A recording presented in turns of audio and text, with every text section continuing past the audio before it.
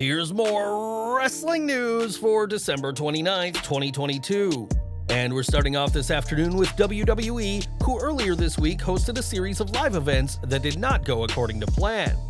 Travel issues forced several stars to miss the Columbus, Ohio show, while the poor weather caused serious disruptions to the annual Boxing Day show at Madison Square Garden, and WWE does not want a repeat of what happened. On the latest Wrestling Observer Live, Brian Alvarez reported that WWE superstars have been instructed to make an extra effort to make tomorrow's Smackdown, which will be the final episode of 2022. Superstars who don't live in Tampa, where the show will take place, were told to leave for the city no later than Tuesday, as WWE wants everyone booked to make it. Tomorrow's Smackdown will be a stacked event, with SmackDown Women's Champion Ronda Rousey versus Raquel Rodriguez and Solo Sikoa versus Sheamus. Of course, the biggest match will see John Cena and Kevin Owens face Sami Zayn and Roman Reigns, and WWE are working hard to make sure this show goes off without a hitch. Next February, WWE will host their annual Elimination Chamber in Montreal, the first premium live event to be held in Canada since Breaking Point in 2009. Elimination Chamber will be the final premium live event before WrestleMania 39, and a huge match is seemingly in the works. Zero News reports that there have been talks about Gunther defending the Intercontinental Championship inside the chamber in what would be the first Elimination Chamber match for the Austrian. Gunther's opponents would include a mixture of Chamber veterans, including Braun Strowman and Drew McIntyre, as well as Chamber newcomers in the form of LA Knight, Ricochet, and Santos Escobar. Interestingly, neither Kevin Owens nor Sami Zayn, both of whom are from Montreal, are being discussed for the match, implying that WWE has other plans for the pair of superstars. For months, Gunther has spoken about bringing prestige back to the Intercontinental Championship, and defending the title inside one of the most barbaric structures would certainly help the Imperium leader in his quest. Now, with WrestleMania 39 less than 4 months away, plans are coming together for WWE's biggest event of 2023. Names like John Cena, The Rock, and Brock Lesnar have all been discussed for the show, but one name WWE may struggle to book is Tyson Fury.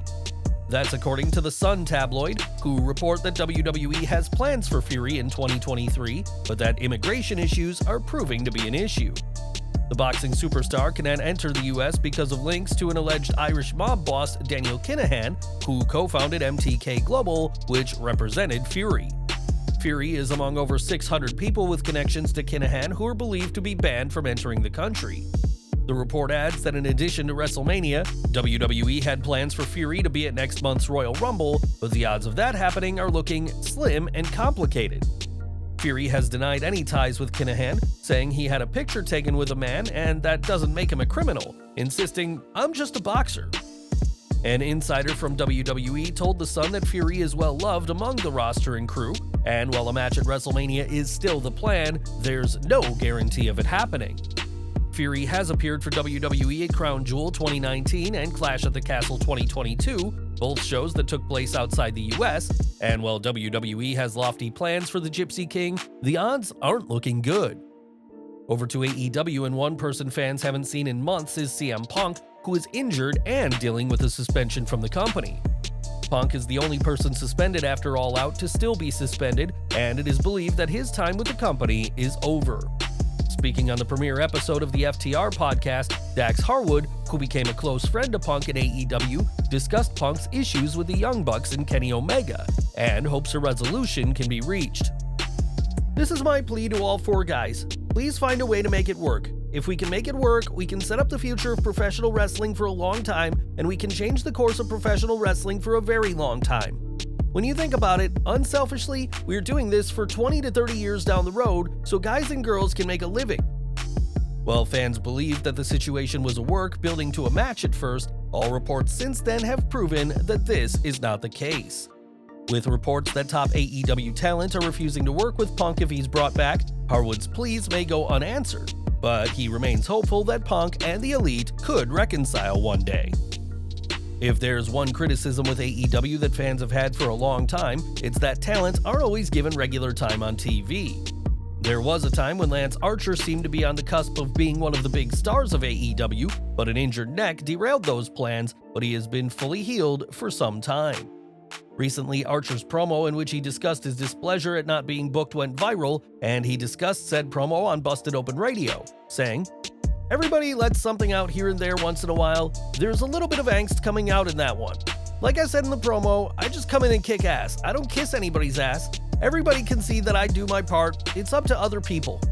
I don't take away anything from my time with every company that I've been a part of.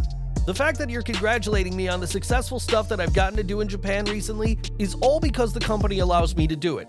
There's not a lot of places and opportunities that can and do allow the talent to go and be a part of other bookings and other companies and other places. So I'm very grateful for my job. I don't want my frustration to come across as I'm being ungrateful or not happy with the job that I do have. I just know what I could be doing and what I should be doing. Like I said, it kind of boils over once in a while. It's not a knock on anybody in particular, it's just the situation at hand, and I know what I could and should be doing." Archer wanted to make it clear that he is very grateful to be a part of AEW, and said that his frustration isn't essentially with AEW themselves, because he's always wanted to push for more throughout his wrestling career. When asked by Tommy Dreamer about Archer's manager Jake Roberts, Lance said he'd love to keep working with the WWE Hall of Famer, but it remains to be seen what 2023 brings for AEW's resident murder hawk.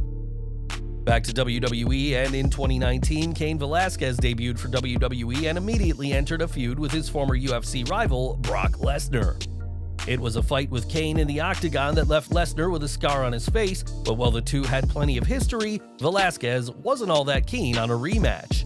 Speaking on Keeping It 100, Velasquez told Conan that Lesnar was very professional, but that he felt uncomfortable working with Brock, given that Cain was so new to the wrestling world at the time. Velasquez described working with Lesnar as interesting, and later added that it was very different. With Cain's ongoing legal troubles, it's likely we won't ever see another match between himself and the Beast Incarnate, but Velasquez, we expect, would be in no hurry to step back in the ring with Brock. And we're ending today with Vince McMahon, who retired from WWE in July this year after decades of success and infamy in wrestling. For years, stories of McMahon blowing up at talent and staff came out, and now we have another told by Teddy Long. Speaking to Sportskeeda, Long recalled his time with WWE and said that one time, Mick Foley was strictly told not to bring thumbtacks to the ring for a match. The former WWE champion would hide the thumbtacks in his pants, and McMahon looked on in horror backstage when he saw Foley pull the tacks out. Long said that McMahon blew a gasket and was hot about Foley defying his orders, and let Mick know just how mad he was once the hardcore legend came backstage. It's been reported that McMahon is plotting a comeback to WWE, believing that he shouldn't have retired in the first place, but with stories like these and countless others,